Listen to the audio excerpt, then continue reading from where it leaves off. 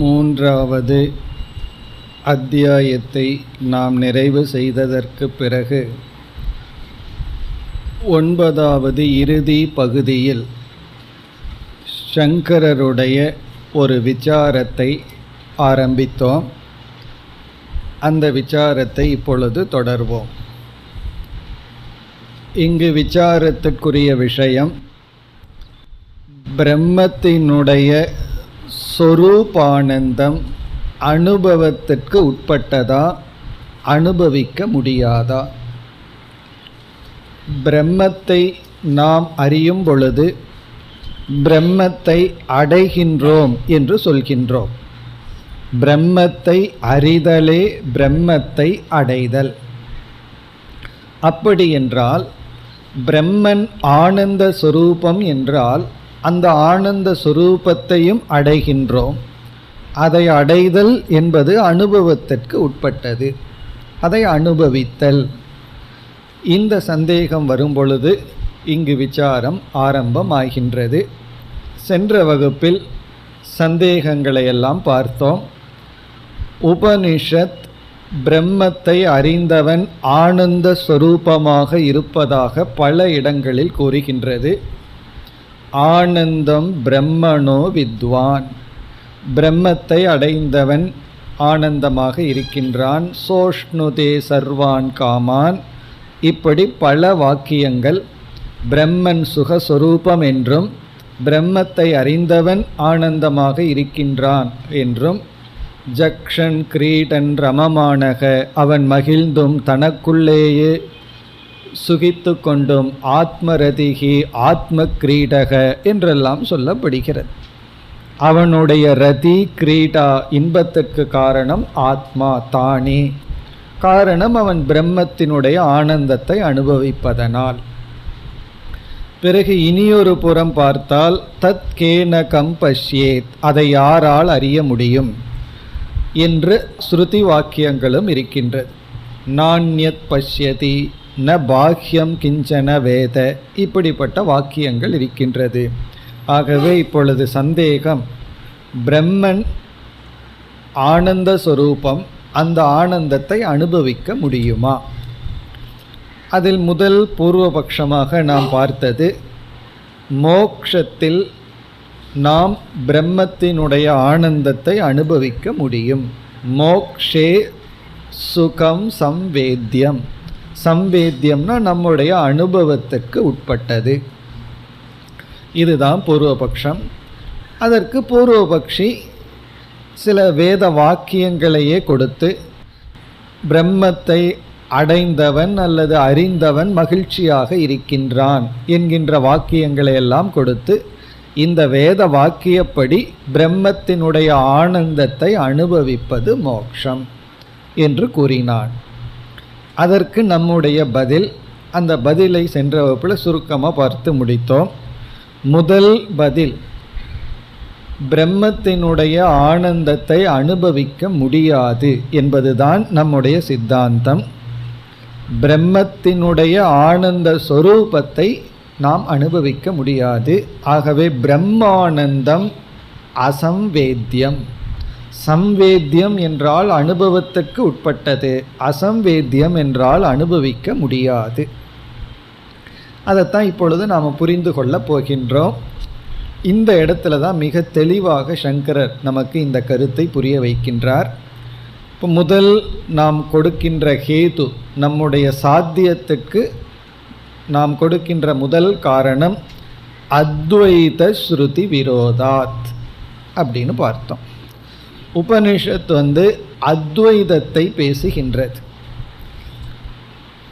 ஜீவன் பிரம்மன் வேறல்ல என்று பேசுகின்றது. ஒரு கால் பிரம்மத்தினுடைய ஆனந்தத்தை ஒருவன் அனுபவித்தால் திருஷ்ய விவேகப்படி அனுபவிப்பவன் வேறு, அனுபவிக்கப்படும் பொருள் வேறு. ஒன்றை நான் அனுபவிக்கின்றேன் என்றால் அனுபவிக்கப்படும் பொருள் ஒன்றாகவும் அனுபவிப்பவன் வேறாகவும் தான் இருக்க வேண்டும். ஆகவே அங்கு துவைதம் வந்துவிடும். அதுதான் முதல் ஹேது, அத்வைத ஸ்ருதி விரோதம். அத்வைத ஸ்ருதி விரோதம் என்றால் எதற்கு? பிரம்மத்தை அல்லது பிரம்மத்தினுடைய ஆனந்த சொரூபத்தை அனுபவிக்க முடியும் என்று சொன்னால், அப்பொழுது அத்வைதமாக பேசுகின்ற ஸ்ருதிகளெல்லாம் விரோதமாகிவிடும், முரண்பட்டு விடும். இப்போ அத்வைத ஸ்ருதிகளெல்லாம் தவறுங்கிற மாதிரி ஆயிரும், அத்வைதமே இல்லாமல் போயிரும்னு நம்ம பதில் சொல்கிறோம். அத்வைத ஸ்ருதி விரோதம்னா அத்வைதத்துக்கே ஒரு கேடு வந்து விடும். காரணம் என்ன? பிரம்மத்தினுடைய சொரூபத்தை ஒருவன் அனுபவிக்கின்றான் என்றால் அனுபவிப்பவன் வேறு, அனுபவிக்கப்படும் பொருள் வேறு ஆகிவிடும், இருமை வந்து விடும். இருமை மட்டுமல்ல, முதல்ல இருமைன்னு சொல்லுவோம், அதுக்கப்புறம் திருப்புட்டின்னு சொல்லுவோம். அனுபவிக்கிறதுக்கு ஒரு கரணம் தேவை.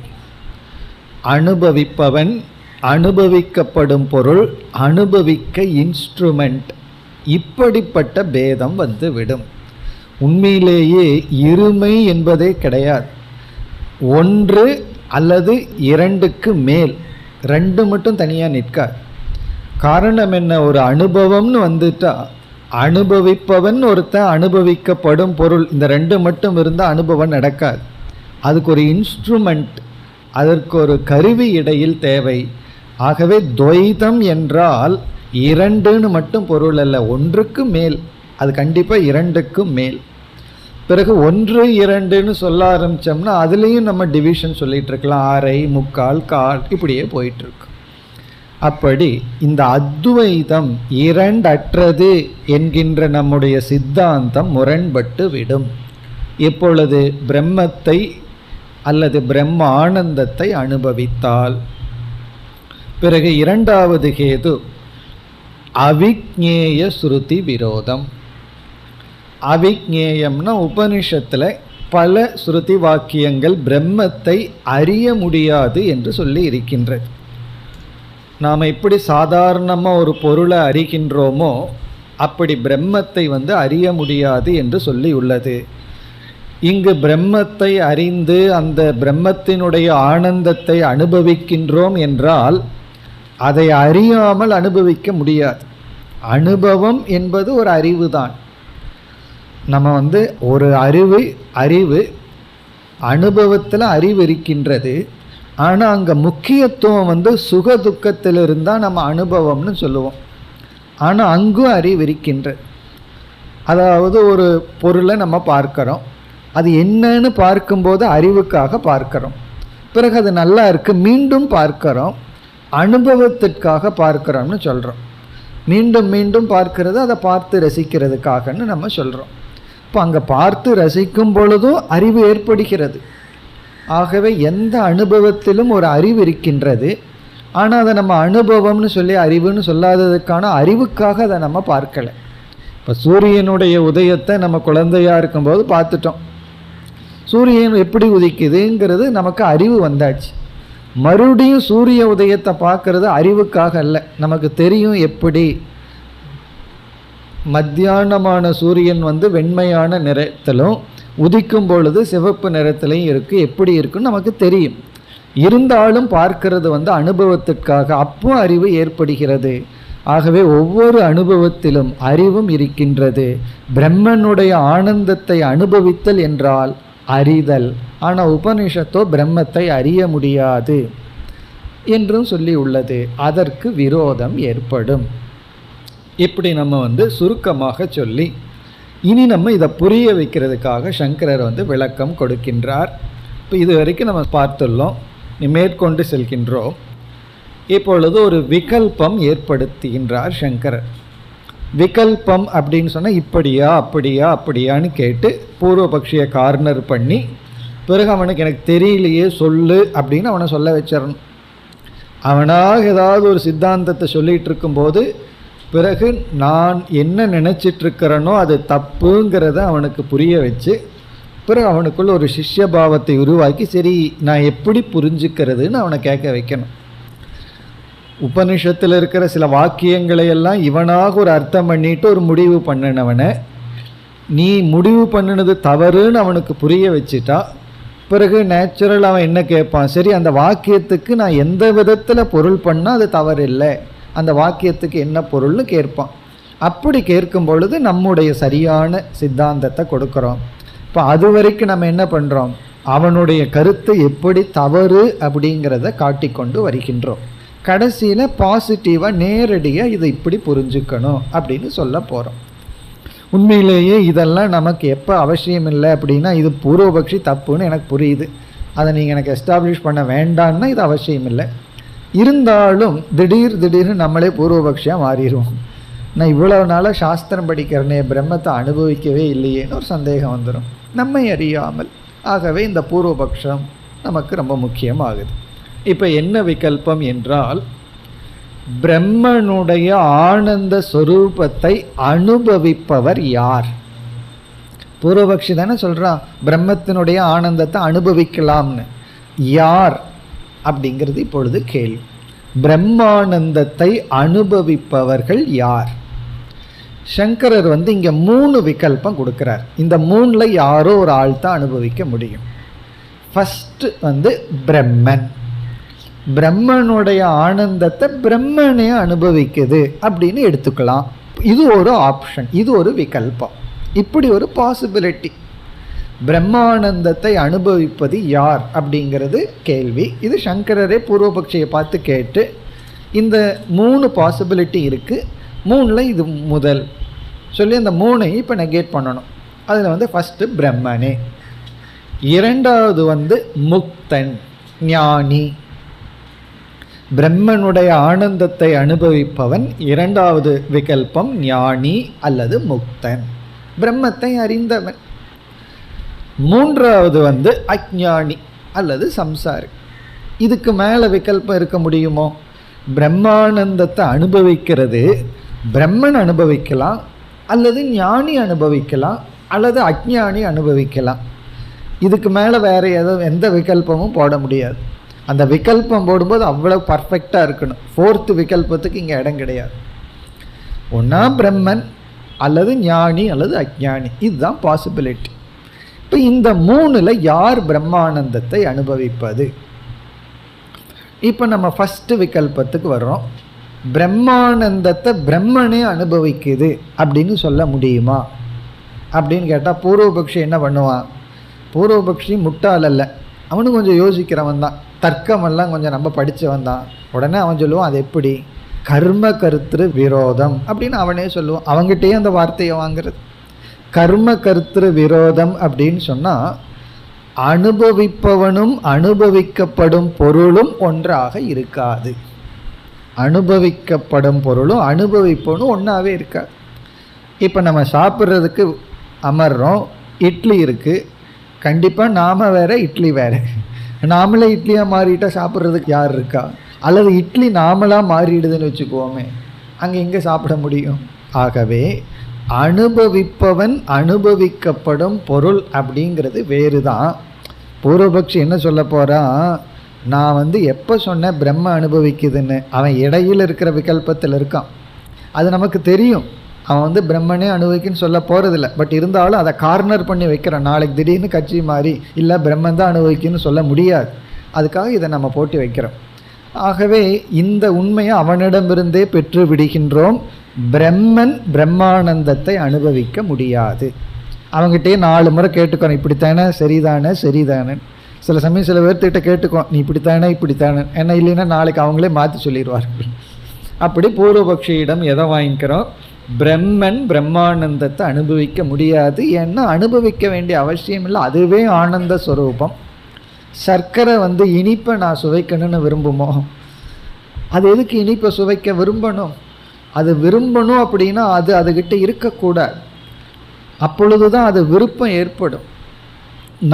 நாக்கையே சாப்பிடணும்னு விரும்பாது. அப்போது ஒன்றை நம்ம விரும்பணும் அப்படின்னா அது நம்மிடம் இல்லாமல் இருந்தால் தான் விரும்ப முடியும்.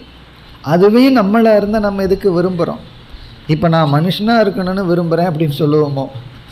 குணத்தில் வேணால் சொல்லலாம், நான் கொஞ்சம் மிருகமாக அப்பப்போ ஆகிடுறேன், உடல் அளவில் மனுஷனாக இருக்கணும்னு ஆசையாக இருக்குது அப்படின்னு சொல்ல மாட்டோம், ஏன்னா நம்ம மனுஷனாகவே இருக்கோம்.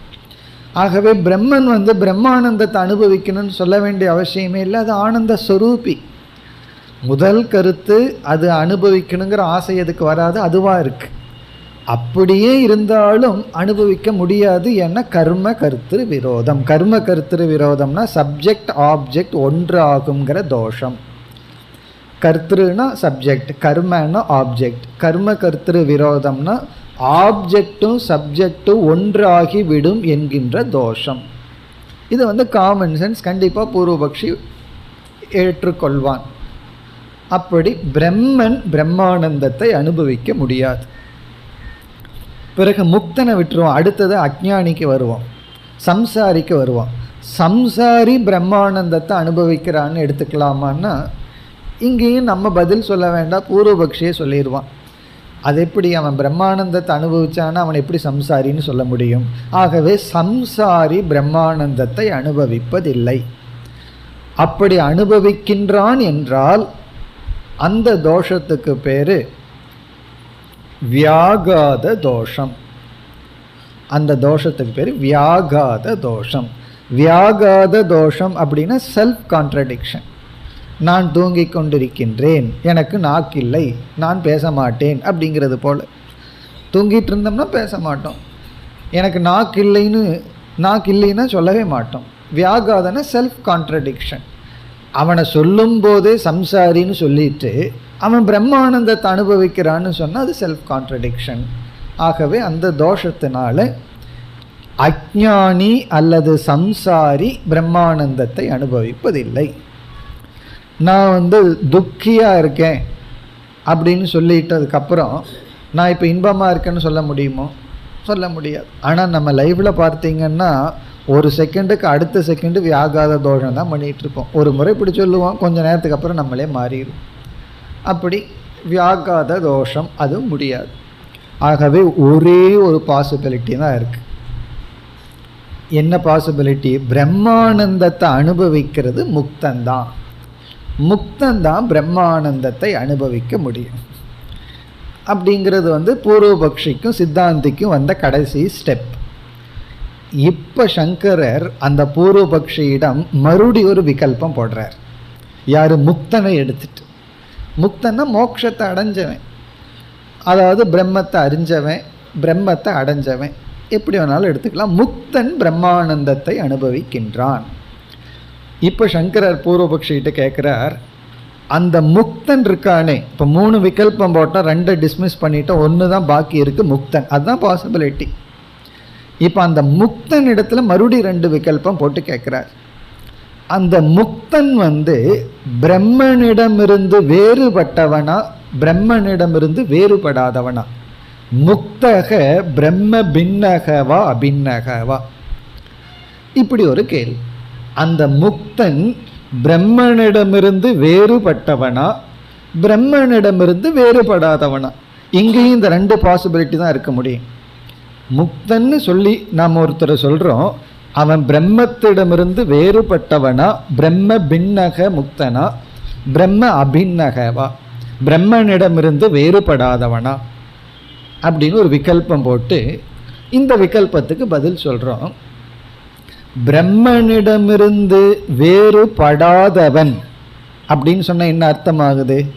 முக்தன் பிரம்ம அபின்னம், பிரம்மன் வேறு முக்தன் வேறு அல்ல அப்படின்னு சொல்லிட்டோம்னா அப்போ பிரம்மன் இஸ் ஈக்குவல் டு முக்தன். நம்ம ஏற்கனவே ஃபஸ்ட்டு விகல்பத்தில் பூர்வபக்ஷிட்டு என்ன பதில் வாங்கியிருக்கோம்? பிரம்மன் பிரம்மானந்தத்தை அனுபவிக்காதுங்கிற பதில் வாங்கியிருக்கோம்.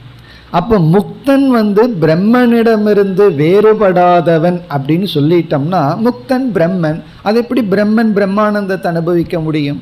ஆகவே முடியாது. அப்படி பதில் சொல்கிறோம். இப்போ முக்தனுக்குள்ளே முக்தனுக்குள்ளே 2 டிவிஷனுக்கு போகிறோம். அந்த டிவிஷனில் முக்தன் பிரம்மனிடமிருந்து அபின்னமானு கேட்டால் கண்டிப்பாக அவன் பிரம்மன் வேறு அவன் வேறு அல்ல. அதுக்கு நமக்கு சுருதி வாக்கியம் இருக்குது. பிரம்ம வேத பிரம்மைவ பவதி. அந்த வாக்கியத்தை வச்சுட்டு நம்ம என்ன சொல்கிறோம்? முக்தன், அந்த பூர்வபக்ஷியே சொல்கிறான். பூர்வபக்ஷிகிட்ட அந்த வாக்கியத்தை கோட் பண்ணி நம்ம என்ன சொல்லலாம்? முக்தன் பிரம்மஸ்வரூபமே என்று நீ பதில் சொல்லி உபனிஷத் வாக்கியத்தையும் கோட் பண்ணினா நான் ஏற்கனவே சொன்ன விகல்பப்படி பிரம்மன் முக்தன் சமம்.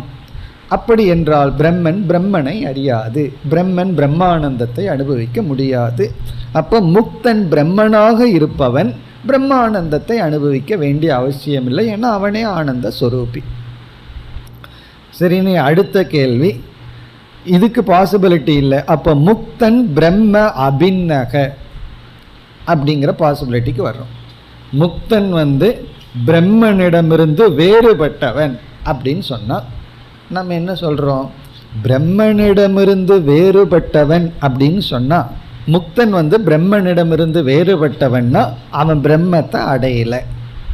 பிரம்மத்தை அடையலை அப்படின்னா பிரம்மத்தை அறியலைன்னு அர்த்தம். அப்படின்னா அவன் முக்தனே இல்லை, அவன் சம்சாரி ஆயிடுறான்.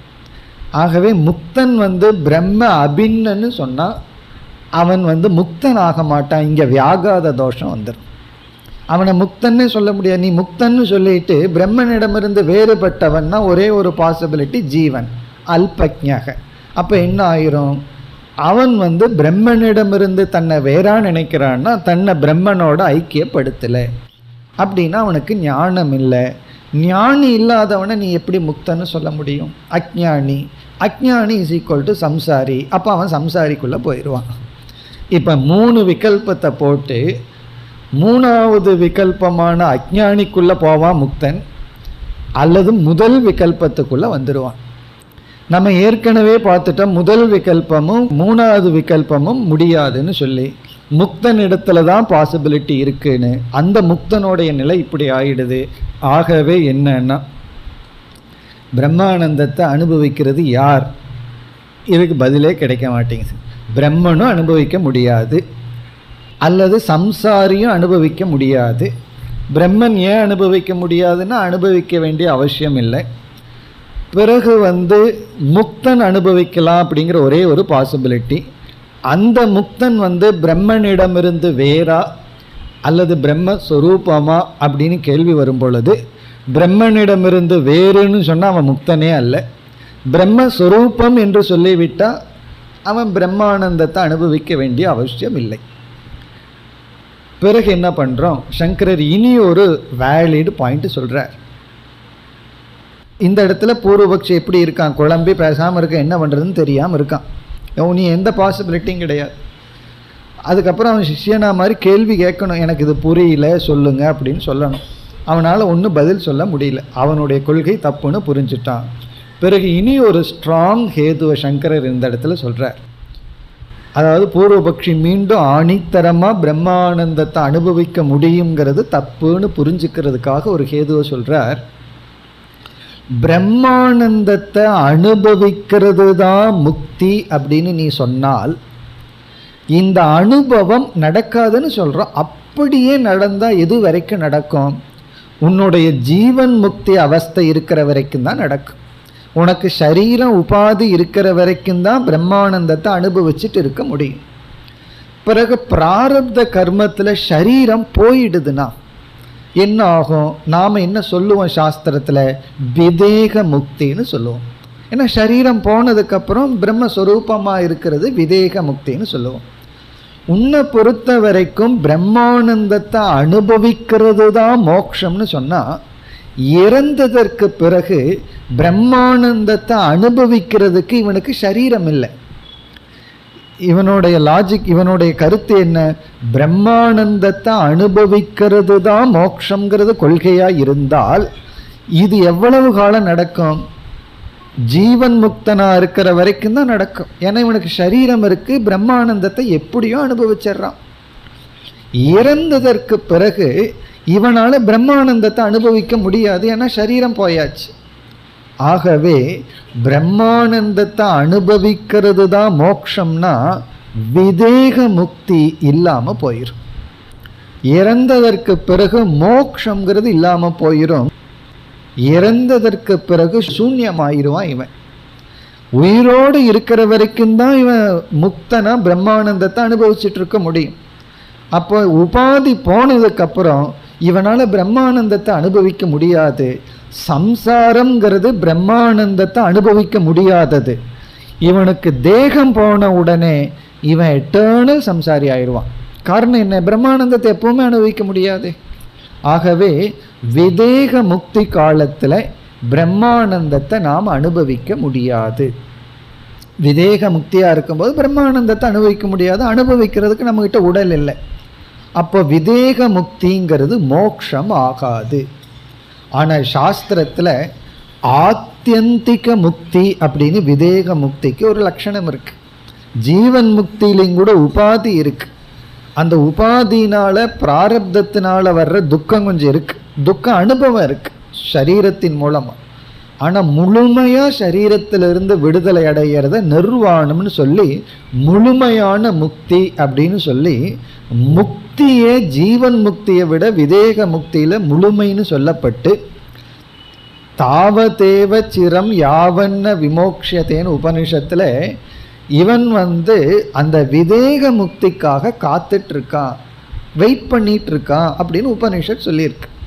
ஆகவே உபனிஷத்தினுடைய நோக்கில் இவன் எப்பொழுது பிரம்மத்தை அடைகின்றானோ அப்பொழுதே அவன் முக்தி அடைந்த போதிலும், அவன் ஜீவன் முக்தனாக இருந்த போதிலும் இந்த உபாதி தோஷத்தினால சுக துக்கத்தை அனுபவிச்சுட்டு இருக்கான் சரீரன் மூலமாக. முழுமையான முக்தி விதேக முக்தியில் அவனுக்கு கிடைக்கும், மீண்டும் அவன் பிறக்க மாட்டான் அப்படின்னு சொல்லப்பட்டிருக்கு. பிரம்மானந்தத்தை அனுபவிக்கிறது மோட்சம்னு சொன்னால் முக்கியமான விதேக முக்தியே இல்லாமல் போயிடும். காரணம், இறந்ததுக்கு அப்புறம் பிரம்மானந்தத்தை அனுபவிக்க முடியாது. அத்வைதத்தில் மட்டும்தான் ஜீவன் முக்தி முக்கியமாக பேசப்படுது. மீதி எல்லா மதத்திலையும் விதேக முக்தியை தான் முக்கியமாக பேசுவார்கள். இறந்ததுக்கப்புறம் பிறப்பில்லை அதைத்தான் முக்கியமாக பேசுவார்கள்.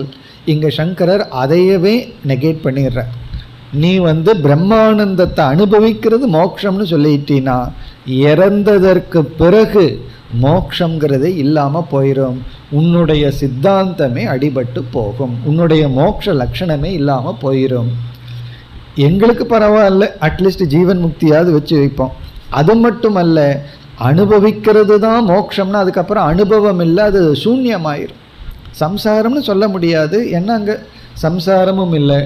ஆகவே சூன்யந்தான் லட்சியங்கிற மாதிரி நம்முடைய இறுதி முடிவு என்னன்னா சூன்யத்தில் போய் நிற்பது போல் ஆகிவிடும். ஆகவே என்ன என்றால் பிரம்மத்தை அனுபவிப்பது மோட்சம் அல்ல. இதுக்கு மேலே பூர்வபக்ஷி பேச முடியாது. இதுக்கு மேலே ஏதாவது பேசினான்னா அவங்ககிட்ட நம்ம பேச முடியாது. காரணம் இன்னும் என்ன பேசினாலும் புரிஞ்சுக்க மாட்டான். இப்போ இவ்வளவு தூரம் நம்ம ஸ்டெப் பை ஸ்டெப்பாக சொன்னதற்கு பிறகு பூர்வபக்ஷி புத்திசாலியான பூர்வபக்ஷியாக இருந்தால் அவன் என்ன பண்ணுவான்? ஆகவே எனக்கு புரியல, விளங்கலை அப்படின்னு சொல்லுவான். இதுக்கு மேலே இல்லை நான் அனுபவிக்கணும்னு சொன்னால் சரி இது புரிகிற வரைக்கும் நீ இரு பேசாமல் இருன்னு நாம் அவங்ககிட்ட பேச முடியாது. அப்போ நம்முடைய பதில், இனி நம்முடைய பதிலுக்கு வர்றோம். நம்முடைய சித்தாந்த முடிவென்ன என்றால் பிரம்மத்தினுடைய ஆனந்தத்தை அனுபவிக்க முடியாது. பிரம்மானந்தம் அசம்வேத்யம், பிரம்ம சுகம் அசம்வேத்யம், பிரம்மனுடைய சொரூபானந்தத்தை அனுபவிக்க முடியாது. இவ்வளவு தூரம் விசாரம் பண்ணி முடியாதுன்னு பார்த்துட்டோம். என்ன அனுபவிக்கிறதுக்கு என்னென்ன பாசிபிலிட்டிஸ் இருக்குது அதெல்லாம் இல்லை. அப்படியே அனுபவிக்க முடியும்னு சொன்னால் முக்கியமாக விதேக முக்தியை சொல்லிடுவோம். இப்போ விதேக முக்தி காலத்தில், விதேகம்னா உடல் இல்லாத காலத்தில் அனுபவிக்க முடியாது, அப்போ அது மோட்சம் இல்லையா அப்படிங்கிற கேள்வி வந்துடும். பிறகு பூர்வபக்ஷி நம்மிடம் பரிந்து சிஷ்யனாக மாறி கேட்கின்றான். சரி எனக்கு நீ சொல்கிறது இப்போ புரிஞ்சுது, ஆனால் உபனிஷத்தில் ஜக்ஷன் கிரீடன் பிரம்மணக ஆனந்தக, பிரம்மத்தினுடைய ஆனந்தத்தை அனுபவிக்கிறான் சந்தோஷமாக இருக்கான்னு சொல்லுது, ஆத்மரதி ஆத்ம கிரீடான்னெல்லாம் சொல்லுது, அதை நான் எப்படி புரிஞ்சுக்கிறது அப்படின்னு கேட்குறான். அப்பொழுது நம்முடைய பதில், இனி அந்த வாக்கியத்தை எல்லாம் நம்ம இப்படி புரிஞ்சுக்கிறது. பிறகு பூர்வபக்ஷி சோகமாக கேட்குறான், அப்போ நான் முக்தனானா அப்போ அழுதுட்டு தான் இருக்கணுமா? முக்தன் ஆனதுக்கப்புறம் எனக்கு சந்தோஷமே இருக்காதா? எப்படியும் பிரம்மத்துக்கிட்ட ஆனந்தம் இருக்குது, அதை அனுபவிக்கவே முடியாதுன்னா என்ன தான் பண்ணுறது அப்படின்னு அவன் கேட்கும் பொழுது, ஜீவன் முக்தினா என்ன, விதேக முக்தினா என்ன, பிரம்மானந்த ஸ்வரூபம்னா என்ன, ஆத்மரதி ஆத்ம கிரீடக அப்படின்னா என்ன அப்படின்னு வரும்பொழுது நம்முடைய பதில் என்னவென்றால் பிரம்மனுடைய ஆனந்த சொரூபம் அனுபவ விஷயம் அல்ல, ஏற்கனவே பார்த்த கருத்து. ஆனால் பிரம்மத்தை பற்றிய ஞானம் அது அனுபவ சொரூபம். பிரம்மத்தை பற்றிய ஞானத்தை நாம் அனுபவிக்கின்றோம். இங்க விசேஷம் பிரம்மத்தை அனுபவிப்பதில்லை, பிரம்ம ஞானத்தை நாம் அனுபவிக்கின்றோம். பிரம்ம ஞானத்தை நாம் அடைகின்றோம். பிரம்மத்தை நாம் அனுபவிக்க வேண்டாம், ஏன்னா அதுவாகவே நாம இருக்கிறதுனால, அது நம்மிடம் இல்லாததனால். இப்ப நம்ம கிட்ட எது இருக்கு எது இல்லை? பிரம்மன் இருக்கு, பிரம்ம ஞானம் இல்லை. ரொம்ப சூக்ஷ்மமான வேற்றுமை. பிரம்மன் இருக்கு, நம்மிடத்துல ஏற்கனவே நம்ம சொரூபமா இருக்கு, பிரம்ம ஞானம் இல்லை. அப்படின்னா நம்ம எதை அடையணும்? பிரம்ம ஞானத்தை அடையணும், பிரம்மத்தை அடைய வேண்டியது இல்லை. பிரம்ம ஞானத்தை அடையிறது அப்படிங்கிறது பிரம்மத்தை அடையிறதுக்கு சமம். அடையிறதோ அல்லது அனுபவிக்கிறதோ ஒன்று. இப்போ பிரம்மானந்தம் அப்படின்னு நம்ம சாதாரணமாக சொல்கிறோம். அப்படின்னா பிரம்மனுடைய ஆனந்தத்தை பற்றிய ஞானம். நான் பிரம்மத்தை அடைகிறது அப்படின்னா பிரம்மத்தை பற்றிய ஞானம், பிரம்ம ஆனந்த ஸ்வரூபங்கிற ஞானம். அந்த ஞானத்தை நாம் அடைந்தாக வேண்டும். இப்போ ஞானத்தை அடைகிறதுங்கிறது ஞானத்தை அனுபவிக்கிறதுங்கிறது ஒன்று தான். நம்ம ஏற்கனவே பார்த்துட்டோம். சூரியனுடைய உதயத்தை பற்றிய ஞானமும் சூரியனுடைய உதயத்தை அனுபவிக்கிறது ஒன்று தான். முதல்ல ஞானத்துக்காகன்னு சொல்லுவோம், அந்த ஞானத்துக்காக சொல்லும்போது அங்கே அனுபவம் இருக்கு. அப்போ ஞானத்தை அடைகிறதும் ஞானம் வருவதுங்கிறது அனுபவங்கிறது ஒன்று தான். இப்போ நமக்கு என்ன அனுபவம் வருதுன்னா பிரம்மத்தினுடைய ஆனந்தத்தை அனுபவிக்கல, ஆனந்தத்தை பற்றிய ஞானத்தை அனுபவிக்கின்றோம். அந்த ஞானத்தை அனுபவிக்கும் பொழுது ஞானத்தினால் வருகின்ற ஒரு சுகம் உண்டு. ஞான சுகம், ஞான ஆனந்தம்னு சொல்றோம். அந்த ஞானத்தில் ஒரு இன்பம் நமக்கு கிடைக்கின்றது, மகிழ்ச்சி கிடைக்கின்றது, மன நிறைவு கிடைக்கின்றது. அது அனுபவத்திற்கு உட்பட்டது. பிரம்ம ஆனந்த ஸ்வரூபம்னு ஒரு ஞானம் வருது. அந்த ஞானம் இன்பத்தை கொடுக்கின்றது, மகிழ்ச்சியை கொடுக்கின்றது, மன நிறைவை கொடுக்கின்றது. அது அனுபவத்திற்கு உட்பட்டது. அதை நம்ம அனுபவிக்கிறோம். அதை நம்ம முக்தன் அனுபவிக்கின்றான் அப்படின்னு பதில் சொல்றோம். அதை பிரம்மன் அனுபவிக்க வேண்டாம், ஏன்னா பிரம்மத்துக்கு பிரம்ம ஞானம் அவசியம் இல்லை, அதுவே பிரம்மன். அஞ்ஞானிக்கு பிரம்ம ஞானம் இல்லை, முக்தனுக்கு பிரம்ம ஞானம் ஏற்படுது. மோட்சம் அடைஞ்சவனை யாருன்னு சொல்கிறோம்? ஞானி. ஞானிக்கு பிரம்மத்தை பற்றிய ஞானம் ஏற்படும் பொழுது அந்த ஞானத்திலிருந்து ஒரு நிறைவு இவனுக்கு ஏற்படுகின்றது. அது அனுபவ ஸ்வரூபம். அந்த நிறைவு ஏற்படுவதற்கு தடையாக விபரீத பாவனைகள் இருக்கு. அந்த ஞானம் பலனை கொடுக்காம இருக்கிறது தான் நம்முடைய சம்ஸ்காரங்கள், விபரீத பாவனை. இங்க முக்தன் ஞான நிஷ்டன் அப்படின்னு சொல்லும் பொழுது இந்த ஞான நிஷ்டன் என்ன பண்ணியிருக்கா? விபரீத பாவனையை நீக்கி நீக்கி ஞானம் தன்னுடைய பலனை கொடுக்கிறதுக்கு தடை எதுவும் இல்லாம வச்சுட்டான். ஞானம் அதனுடைய பலனை கொடுக்கிறதுக்கு தடை இல்லை. அந்த பலன்தான் ஆத்ம கிரீடக ஆத்ம ரதிகி. அவன் தன்னிடத்துல சந்தோஷமா இருக்கான், சுகித்திருக்கின்றான். இதெல்லாம் ஞானியினுடைய ஞானத்தினால் வருகின்ற பலன், அனுபவம் அல்லது சுகம். அப்ப இப்ப சுகத்தை ரெண்டா பிரிச்சிடுறோம். பல கோணங்கள்ல பிரிக்கலாம். ஒன்று பிரம்மஸ்வரூப சுகம், அது அனுபவத்திற்கு உட்பட்ட விஷயம் அல்ல. ஆகவே நம்முடைய அந்த எதிர்பார்ப்பு நம்ம மனசிலிருந்து நீங்கணும்.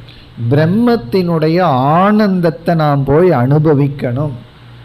இந்த எதிர்பார்ப்பு ஏன் வருதுன்னா, நம்ம ஜென்மாந்தரமா ஆனந்தத்தை ஒரு பொருளோடு சம்பந்தம் வச்சு விஷய சுகமாக அனுபவிச்சு பழகியிருக்கோம்.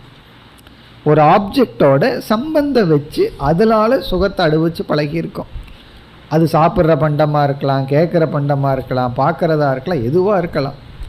ஆகவே அந்த ஒரு விபரீத பாவனையில் பிரம்மத்தையும் ஒரு பொருளாக வச்சு நான் தனிமையில் நின்று நான் வேறா நின்று பிரம்மத்தை அனுபவித்து ஆனந்தத்தை அடையணும், அப்படியே ஆனந்தம் அப்படியே எனக்குள்ள பொங்கி வழியணும் அப்படின்னு எதிர்பார்க்கிறோம். அது தவறு. காரணம் என்ன? அங்கேயும் துவைத்தம் இருக்கு. பிறகு நம்ம என்ன புரிஞ்சுக்கிறோம்? பிரம்மன் எந்த ஒரு ஆனந்த ஸ்வரூபம் இருக்கோ அதை நான் அனுபவிக்க வேண்டிய அவசியம் இல்லை. காரணம் என்ன? அந்த ஸ்வரூபமே நானாக இருக்க இந்த ஒரு அறிவு, இந்த அறிவுனால உண்மையிலேயே பிரம்மத்தினுடைய ஆனந்த ஸ்வரூபம் எனக்கு வேண்டான்னு ஒரு அறிவு வந்தால் தான் ஒரு ஆனந்தம் வரும். அதைத்தான் அனுபவிக்க முடியும்னு சொல்கிறோம். காரணம் என்ன? எனக்கு எதுவுமே அனுபவிக்கணுங்கிற ஆசை இல்லை. பிரம்மன் ஆனந்தமாக இருக்குது, அந்த ஆனந்தத்தையே நான் அனுபவிக்க வேண்டாம் அப்படின்னு ஒரு அறிவு வரும்பொழுது மனதில் ஒரு நிறைவு ஏற்படும். அந்த நிறைவு, அந்த மகிழ்ச்சி, அந்த சுகம் அனுபவத்துக்கு உட்பட்டது. அந்த சுகம் ஒரு சமாதிங்கிற ஒரு அவஸ்தையிலேயோ அல்லது நம்மை மறந்த நிலையிலேயோ அல்லது ஒரு காலத்திலேயோ வருவது அல்ல. அந்த சுகம் ஞானம்ங்கிறது நமக்குள்ள நிஷ்டையாகும் பொழுது சாமான்யமாக இருக்கின்ற ஒரு நிறைவு. அது ஒரு விசேஷ சுகம் அல்ல. ஆனால் நமக்குள்ள என்ன குழப்பம் இருக்குது அப்படின்னா, பிரம்மானந்தத்தை அனுபவிக்கிறது அப்படிங்கிறது ஒரு தனிப்பட்ட ஒரு அனுபவமாக நாம் விரும்புகின்றோம், எதிர்பார்க்கின்றோம். அதுதான் நம்ம செய்கிற தப்பு. ஒரு ஸ்பெஷல் எக்ஸ்பீரியன்ஸை நம்ம எதிர்பார்க்கிறோம். அப்போ இந்த காலத்தில் இந்த நேரத்தில் எனக்கு இந்த அனுபவம் கிடைச்சது. இந்த எதிர்பார்ப்பு சாதாரண மக்களுக்கு வந்தால் பரவாயில்ல, சில சாஸ்திரத்துக்குள்ளே வந்தவங்களுக்கே ரொம்ப பேர்த்துக்கு வந்துள்ளது. காரணம் என்னென்னா, இப்படிப்பட்ட ஒரு தனிப்பட்ட சுகம் அவர்கள் சாதகர்களாக இருக்கும் பொழுது அனுபவித்திருப்பார்கள்.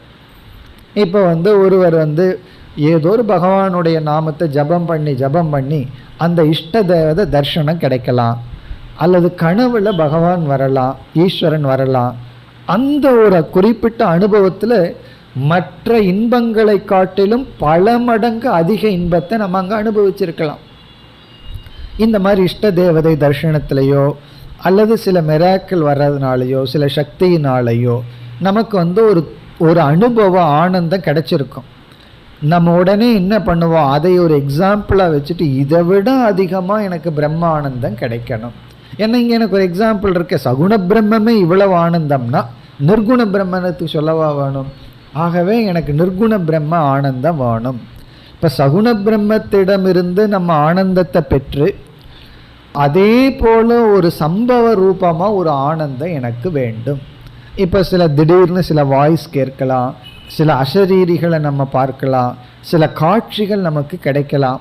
இதெல்லாம் கிடைக்கலையேன்னா இந்தளவு கூட நம்ம தவம் பண்ணலின்னு அர்த்தம். அல்லது இது வேண்டான்னு ஆரம்பத்திலே வைராக்கியம் வந்திருக்கலாம், எப்படி வேண்டாமானாலும் இருக்கலாம். சில சமயங்களில் வைராக்கியம் இல்லைன்னா தான் இதெல்லாம் கிடைச்சிரும். நமக்கு சாஸ்திரமே இல்லை, அதனால் எதையுமே நிஷேதம் பண்ணாமல் அனுபவமே சத்தியம் நினச்சிட்டு போகும்போது அதிகமாக மனசை ஒருமுகப்படுத்தினோம்னா இப்படிப்பட்ட அனுபவங்கள் எல்லாம் நமக்கு கிடைக்கும். நம்ம மனசு எப்படி வேணாலும் அனுபவங்கள் இருக்குது. நம்ம பிருகதாரண்யத்திலே பார்க்க போகிறோம். சொப்பனத்தில் பல லோகத்தை பார்க்கலாம். வரப்போகிற லோகமும் சொப்பனத்தில் வருமா, போன லோகமும் வருமா. அவ்வளோ தூரம் தியானம் பண்ணோம் அப்படின்னா இந்த சக்தியெல்லாம் நமக்கு கிடைக்கலாம். புத்தருக்கு கடந்த 300 பிறவிகள் ஞாபகத்துக்கு வந்துடுதான். அவர் மனசை ஒருமுகப்படுத்தி காரண சரீரத்தில் போய் தூங்காமல் இருந்திருக்கார். அப்போ என்ன ஆச்சுன்னா பழைய ஜென்மங்களெல்லாம் ஞாபகம் வந்தது. இப்படிப்பட்ட ஒரு பெக்கூலியர் எக்ஸ்பீரியன்ஸ், அதில் ஒரு இன்பமெல்லாம் இருக்குது, நல்லா இருக்குமல்ல. 10 பிறவிக்கு முன்னாடி நான் எப்படி இருந்தேன்னு பார்த்தா ஒரு சீரியல் பார்க்குற மாதிரி ரொம்ப நல்லா இருக்கும். நம்ம அப்படியே வேடிக்கை பார்க்குறது. திடீர்னு நம்ம டிவியில் அது ஓடிச்சுன்னு வச்சுக்குவோமே, நம்ம மைண்டில் ஏதாவது ஒரு பண்ணி அப்படியே ஓடிச்சுன்னா எவ்வளோ இன்பமாக இருக்கும் பார்க்குறதுக்கு. அதில் ரொம்ப சந்தோஷமாக இருக்கும். ஏன்னா நான் தான் அதுன்னு பார்த்துட்ருப்போம். ஒரு ஆக்டர் பார்க்குறாருன்னு வச்சுக்கோமே, தான் சக்ஸஸ் ஆன மூவி ஒரு ஆக்டரை உட்காந்து பார்த்தா ரொம்ப சந்தோஷப்படுவார். அதெல்லாம் ஞாபகம் வரும், அந்த நேரத்துலலாம் எப்படி கஷ்டப்பட்டு ஆக்ட் பண்ண பார்த்து எவ்வளோ சந்தோஷம், நம்ம பார்க்குறத விட அவர் பார்த்தா சந்தோஷமாக இருக்கும். அதே போல் நமக்கு அந்த ஞாபகமெல்லாம் வந்ததுன்னா அதில் இன்பமாக தான் இருக்கும். இதெல்லாம் ஒரு பெக்கூலியர் எக்ஸ்பீரியன்ஸ். அதில் பெக்கூலியர் சந்தோஷம், அதிகமான இன்பம் இருக்கும். ஸோ இப்படிப்பட்ட இந்த ஷூட்டிங் பெயின்ங்கிறது போல் ஷூட்டிங் ப்ளஷர், இந்த மாதிரி ஒரு ப்ளஷர் எல்லாம் அனுபவித்து நம்ம அதே சம்ஸ்காரத்தோட பிரம்மங்கிட்டிருந்து அப்படி ஒரு ஆனந்தம் வந்தால் எப்படி இருக்குங்கிற அந்த எதிர்பார்ப்பு இருந்துகிட்டே இருக்கு. அதனால தான் இது ஒரு மேஜர் பூர்வபக்ஷம், சாதாரண பூர்வபக்ஷம் அல்ல, பெரிய பூர்வபக்ஷம், பெரிய சந்தேகம். பிரம்மானந்தத்தை அனுபவிக்கணும். அதுவும் இல்லாமல் பல புஸ்தகங்களில் நீங்கள் பார்த்தீங்கன்னா இந்த பூர்வபக்ஷம்தான் சித்தாந்திகளாக எழுதியிருப்பார். நமக்கே ஆச்சரியமாக இருக்கும், இவ்வளவு படித்த நம்ம யாரை மகான்னெல்லாம் நினச்சிட்டு இருக்கிறோமோ அவர்களே இப்படி எழுதுவார்களா, இப்படிப்பட்ட கருத்தோடு இருப்பார்களான்னு சந்தேகம் வந்துடும். ஆனால் அவர்கள் உண்மையான மகான்களாக இருந்தால் பிரம்மத்தை நான் அனுபவித்தேன்னு சொல்லும்போது நம்ம சரியாக புரிஞ்சுக்கணும், அவங்க பிரம்மத்தை சொல்லலை, பிரம்ம ஞானத்தை சொல்கிறாங்கன்னு புரிஞ்சுக்கணும். அப்படியே அவங்க சிலது சம்பிரதாயப்படி படிக்காமல் சில வார்த்தைகளை விட்டிருந்தாலும் நம்ம எப்படி புரிஞ்சுக்கணும், அவங்க அதைத்தான் மீன் பண்ணியிருப்பாங்க. எதை? பிரம்மத்தை அனுபவிச்சேன்னு சொல்லியிருக்க மாட்டாங்க, பிரம்ம ஞானத்தை தான் அப்படி சொல்லியிருப்பார்கள்னு நம்ம எடுத்துக்கொள்ள வேண்டும். ஆகவே பெரிய பூர்வபக்ஷம் என்னன்னா பிரம்மத்தை அனுபவிக்கணுங்கிற அந்த எதிர்பார்ப்பு, இந்த எதிர்பார்ப்பு தான் கடைசி விபரீத பாவனை. என்னன்னா பிரம்மத்தை நான் அனுபவிக்கணும், பிரம்மத்தை அடையணுங்கிறது தான் நம்முடைய கடைசி விபரீத பாவனை. நான் பிரம்மத்தை அனுபவிக்க வேண்டாம், பிரம்மனே முன்னாடி வந்தால் போன்னு சொல்லிடணும். காரணம் என்ன, நீ முன்னாடி இருக்கிற வரைக்கும் நீ பிரம்மன் அல்ல. ஆகவே எனக்கு பிரம்மானந்தமும் வேண்டாம், நானே ஆனந்த சுரூப்பின்னு ஒரு ஞானம் வரணும். அந்த ஞானத்துக்கு தடை வரக்கூடாது. அப்படி நம்ம பார்த்துட்டோம்னா அந்த ஞானத்திலிருந்து ஆனந்தம், அதுதான் விவேக ஆனந்தம்னு சொல்கிறோம். விவேகானந்தம்னு என்ன அர்த்தம்? விவேகத்தில் ஆனந்தத்தை அடைந்தவர். விவேக ஏவ ஆனந்தக எஸ்ய. ஞானானந்தன்னு பேர் வச்சுக்கிறோம், விவேகானந்தன்னு பேர் வைக்கிறோம். அதனோட அர்த்தம் என்ன? விவேகத்திலிருந்து ஆனந்தத்தை அடைந்தவர். விவேகமே ஆனந்த ஸ்வரூபம். அதை நம்ம பார்க்கலாம். நம்ம ஒரு விஷயத்துக்கு தெரியாமல் அலைஞ்சிட்ருப்போம், அந்த விவேகம் வந்த உடனே எவ்வளோ சந்தோஷமாக இருக்கும். சாதாரண விஷயமா இருக்கலாம், பிஸ்னஸ்லேயே இருக்கலாம், ஒரு இன்ஃபர்மேஷன் கிடைக்காம அலைஞ்சிட்ருப்போம், ஞானம் வந்த உடனே ஒரு சந்தோஷம் வந்துடும், ஆஹா தெரிஞ்சிட்டோம் அப்படின்னு சொல்லி. அல்லது ஒரு பொருளை தேடிட்டு இருப்போம், அந்த பொருளை இப்போ எங்கே இருக்குங்கிற ஞானம் வந்த உடனே பொருள் கிடைச்சிது அதனால சந்தோஷப்படுறோமா, அந்த பொருளை பற்றிய ஞானம் கிடைச்சதுனால சந்தோஷப்படுறோமா? பொருள் ஏற்கனவே பாக்கெட்டில் தான் இருக்குது, அது ஏற்கனவே சித்தமாக இருக்குது. 10வது மனிதனை கிடைச்சதுனால சந்தோஷப்பட்டானா, 10வது மனிதனுடைய ஞானத்தினால சந்தோஷப்பட்டானா? 10வது மனிதன் கிடைச்சதுனால சந்தோஷப்படுறதா இருந்தால் அது ஏற்கனவே சந்தோஷப்பட்டிருக்கணும், ஏன்னா ஏற்கனவே கிடைச்ச பொருள் தான். அவனுடைய சந்தோஷத்துக்கு காரணம் 10வது மனிதனை பற்றிய ஞானத்தினால. பிரம்மத்தை அடைஞ்சதுனால தான் சந்தோஷம்னா ஏற்கனவே பிரம்மத்தை அடைஞ்சிருக்கோம், அடைஞ்சும் பிரம்மானந்தம் நம்மக்கிட்ட இல்லையே. 10வது மனிதன் அவன் அடைஞ்சுமே 10வது மனிதனால அடைஞ்சதுனால அவன் ஆனந்தத்தை அனுபவிக்கலை. பிரம்மன் நம்மகிட்டயே இருந்தும் பிரம்மானந்தத்தை நம்ம மிஸ் பண்ணியிருக்கோம். உண்மையிலேயே பிரம்மானந்தத்தை அனுபவிக்கிறது மோட்சம்னா ஏற்கனவே பிரம்மநாதன் இருக்கும், எங்கே அந்த ஆனந்தம் நம்மை விட்டு போச்சு. பிறகு நமக்கு கேப் பிரம்மனா இல்லாததுனால அல்ல, பிரம்மத்தை பற்றி தெரியாததனால். அப்போ தெரியும் போது என்ன கிடைச்சிருக்குன்னா அறிவு வந்திருக்கு, அந்த அறிவிலிருந்து சுகம் கிடைத்துள்ளது. ஆகவே பிரம்மத்துக்கிட்டிருந்து நம்ம ஆனந்தத்தை என்றைக்குமே அனுபவிக்க முடியாது. அஜ்ஞானியிடமும் அதே பிரம்மன்தான். இந்த விகல்பம் தைத்திரிய உபனிஷத்தில் வந்தது. பிரம்மன் அஜ்ஞானியிடமும் அதே பிரம்மன் தான் இருக்குது, ஞானியிடமும் அதே பிரம்மன் தான் இருக்குது அப்படின்னு ஒரு விகல்பம் நம்ம படிச்சிருக்கோம்.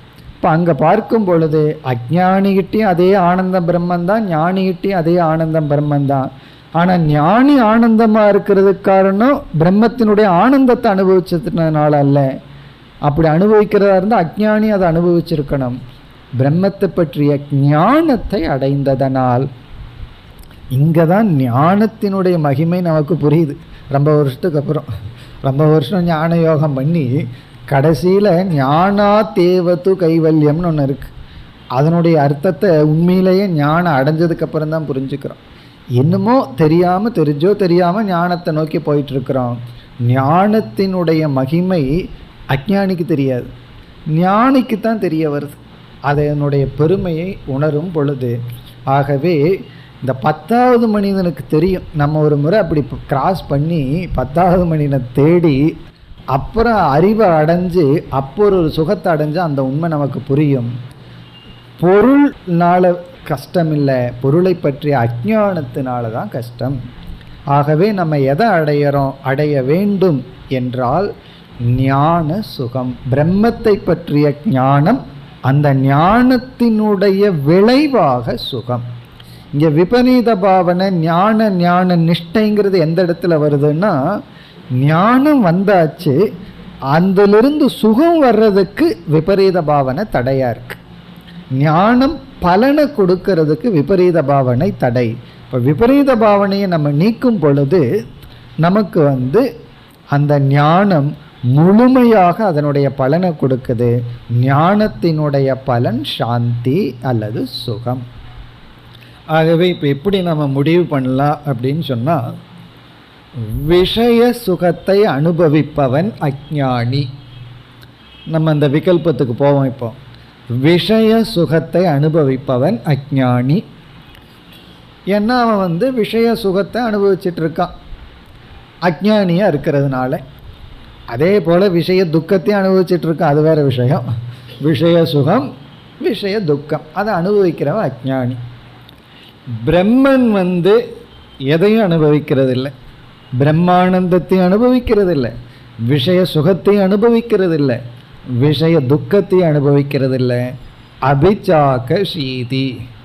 இது முண்டகோபனிஷத். அபிச்சாக சீதின்னு 2 பறவை இருக்கு. ஒரு பறவை சுவாது அத்தி, அது விஷயி. இனி ஒன்று அபிச்சாக சீதி, அது பிரம்மன். இந்த முக்தன், இப்போ அவனை பற்றிய பேச்சு. இந்த முக்தன் பிரம்மத்தினுடைய ஆனந்தத்தை அனுபவிக்கிறது இல்லை, பிரம்ம ஞான ஆனந்தத்தை அனுபவிக்கின்றான். ஆகவே முக்தனுடைய மனதில் இருக்கிற ஆனந்தம் வேறு, சம்சாரியினுடைய மனதில் இருக்கிற ஆனந்தம் வேறு தான். இப்போ முக்தனுடைய மனதில் ஒரு ஆனந்தம் இருக்கு. அந்த ஆனந்தம் அது எப்படிப்பட்ட முக்தன்? இங்கேயும் நம்ம விதேக முக்தன் ஜீவன் முக்தனை பிரித்து ஜீவன் முக்தன்னு தான் சொல்லணும்.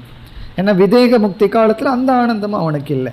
அப்போ ஜீவன் முக்தன் உயிரோடு இருந்து கொண்டு விவகாரம் சாதாரணமாக பண்ணிட்டு இருக்கும் பொழுது, இங்கேயும் ஒரு கற்பனை பண்ணக்கூடாது. இந்த முக்தன் பிரம்மத்தினுடைய ஞானத்தினால வர்ற ஆனந்தத்தை அனுபவிக்கணும்னா இவன் மனதில் எந்த எண்ணமும் இருக்கக்கூடாது, சமாதி அவஸ்தையில் இருக்கணும்னு எதிர்பார்க்கக்கூடாது.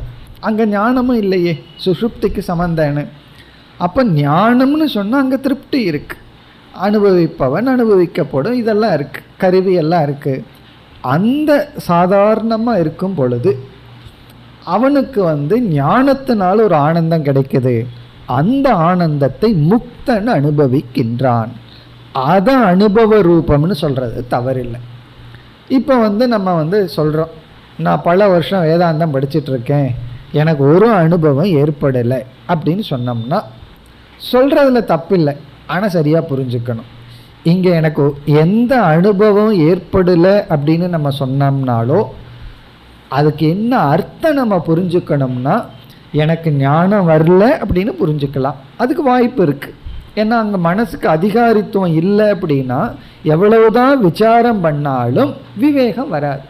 சப்த ஞானம் தான் ஏற்படுமே தவிர அர்த்த ஞானம் ஏற்படாது. சப்த கோச்சரம் அர்த்த கோச்சரம்னு ஞானத்தை 2ஆக பிரிப்போம்.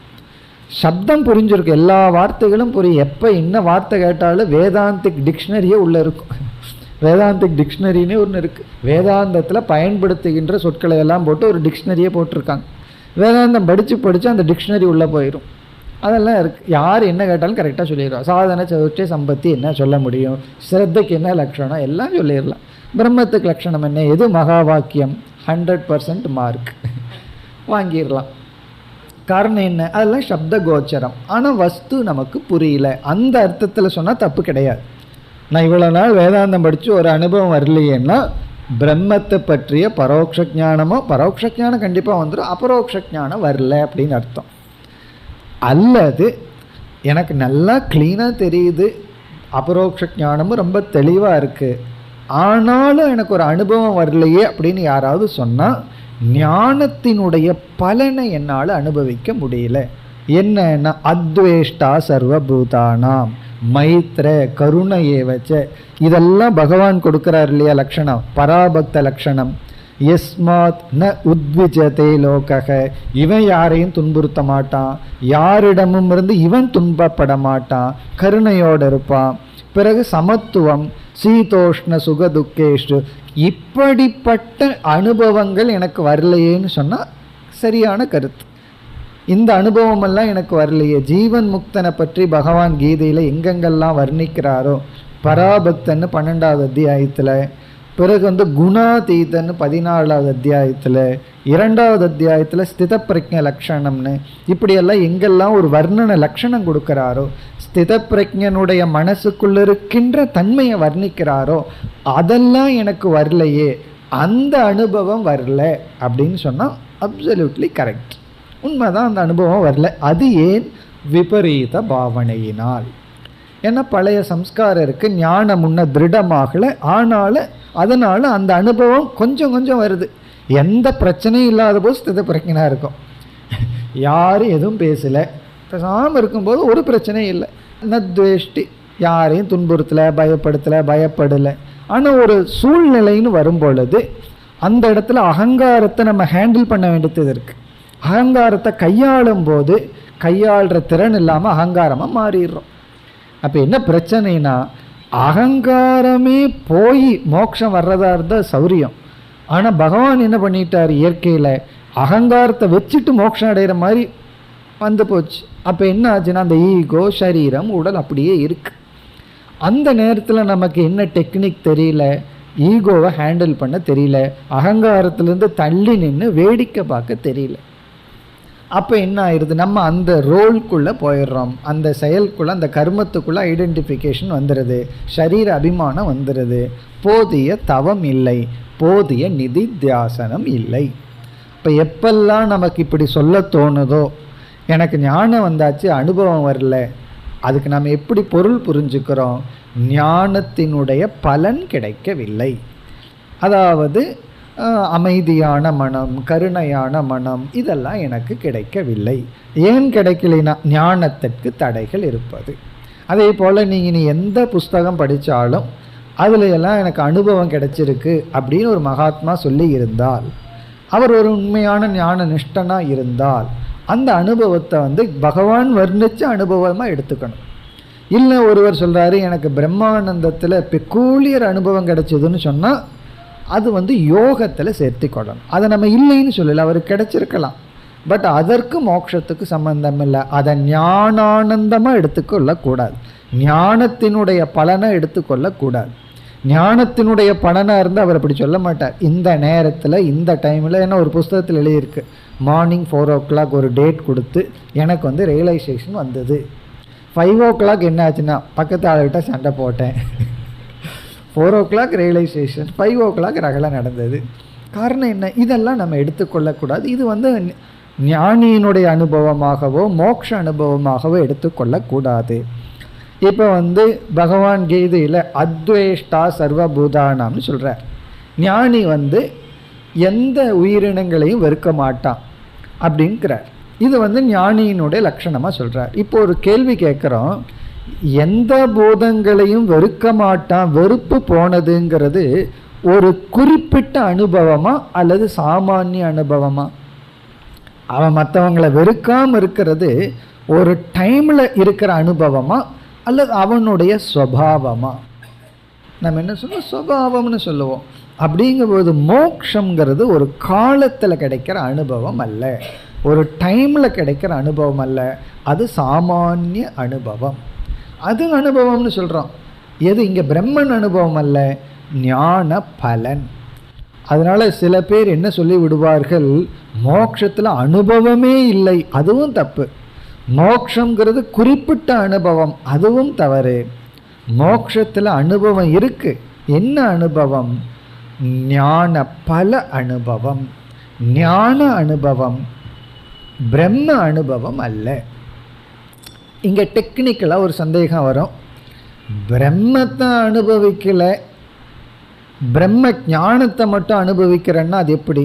நான் புஸ்தகத்தை அனுபவிக்கிறேன்னா புஸ்தகத்தை நான் அனுபவிக்கல, புஸ்தக ஞானத்தை நான் அனுபவிக்கிறேன்னு சொன்னால் அப்போ புஸ்தகத்தை அனுபவிக்காமல் புஸ்தக ஞானம் எப்படி வந்ததுன்னா? உண்மைதான், புஸ்தகத்தை பார்த்து புஸ்தக ஞானம் வந்தது. இப்போ பிரம்மத்தை அனுபவிக்காமல் பிரம்ம ஞானம் எப்படி வந்ததுன்னா அங்கே தான் சாட்சி அப்படின்னு சொல்கிறோம். அந்த பிரம்மன் ஸ்வயம் பிரகாசம். அது ஒரு மேஜர் சாப்டர் அடுத்ததில் நம்ம பார்க்க போகிறோம். பெரிய சாப்டராக இனி நம்ம பிருகதாரண்யத்தில் பார்க்க போகிறது பிரம்மன் ஸ்வயம் பிரகாஷ். இதெல்லாம் டெக்னிக்கல் பாயிண்ட். இது புரியுதோ இல்லையோ அது நமக்கு முக்கியம் இல்லை.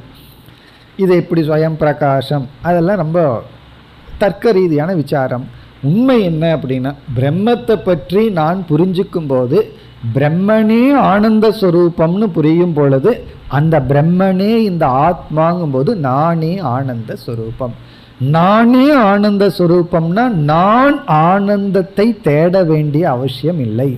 நான் ஆனந்தத்தை தேட வேண்டிய அவசியம் இல்லைங்கிற அறிவு ஆனந்தத்தை கொடுக்கிறது.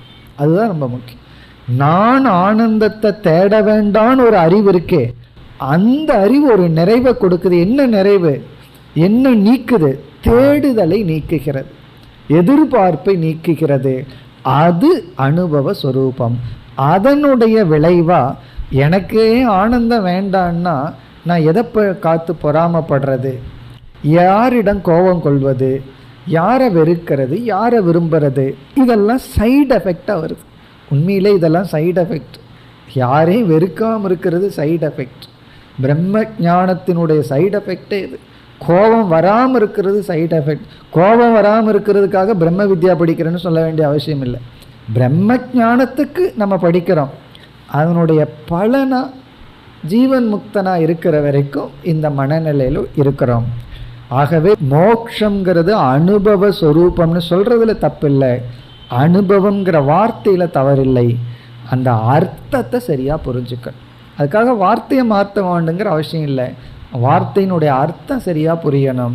அது பிரம்மத்தை நான் அனுபவிக்க வேண்டாம், பிரம்மானந்தத்தை அனுபவிக்க வேண்டாம், இந்த ஞானம்தான் நமக்கு வேணும்.